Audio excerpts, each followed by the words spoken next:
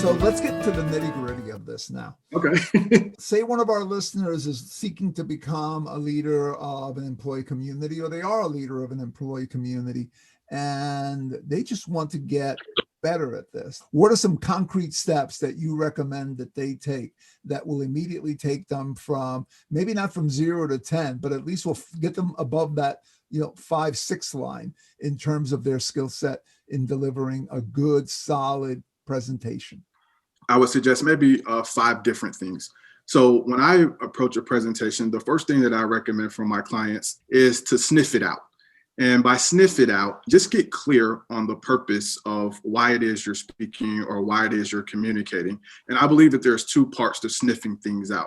So one is to get to know your audience intimately. And I use the terminology, you want to get under their skin so that you can see through their eyes. And by get under their skin, what biases do they have and what behaviors do they have as a result of that bias? How are they acting? And then compare that to how you want them to act. What that does is creates this natural gap of these people believe this today and they're behaving this way.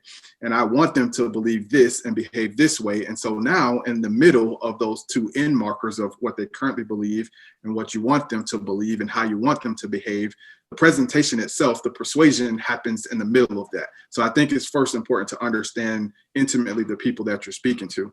Secondly, is to ask and answer the questions. What do I want my audience to know? What do I want them to feel? What do I want them to believe? And ultimately, what do I want them to do? Okay, so of those 4 things, I'll point out 2 in particular. So what do I want them to feel? That's something that gets left out in business and my clients push back on it all the time. And Joe, we can revisit that if you like. And then the 4th one is, what do I want them to do? What action do I want them to take? So if you're clear about that in the beginning, going back to Dr. Stephen Covey and beginning with the end in mind, it makes it much easier for you to reverse engineer back to the beginning and build a case for where you want your audience to ultimately end up. So I know that was a lot of information, but that's number 1. That's sniffing it out to figure out, what am I really talking about here? Secondly is to point it out. So by point it out, just that bullet points. So just bullet point out all of the ideas that you have and just get them out on paper. The mistake that most people make at this step is they edit themselves. So they'll have an idea and then they'll edit that idea. They'll put it on a rotisserie and go around with that idea. An hour later, after spending time preparing, you got one idea that you divided into 10,000 different ways. And there's not a lot you can do with it. So the advice at this step of pointing everything out is just get it out. Don't edit it. Third is to sort it out. So now that you have all these different pieces, how do you sort, make associations, cluster, clump, these different ideas together? So you sort all of those things out.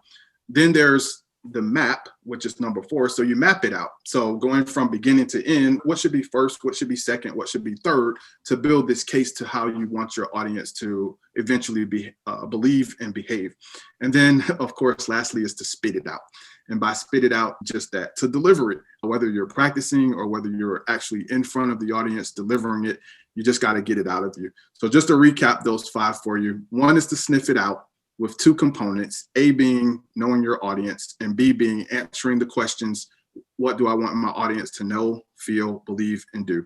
2 is to point it out, get out all the ideas, don't edit the ideas, sort it out. So you've created a jigsaw puzzle. Now you need to sort all those pieces out and make associations of things that are alike.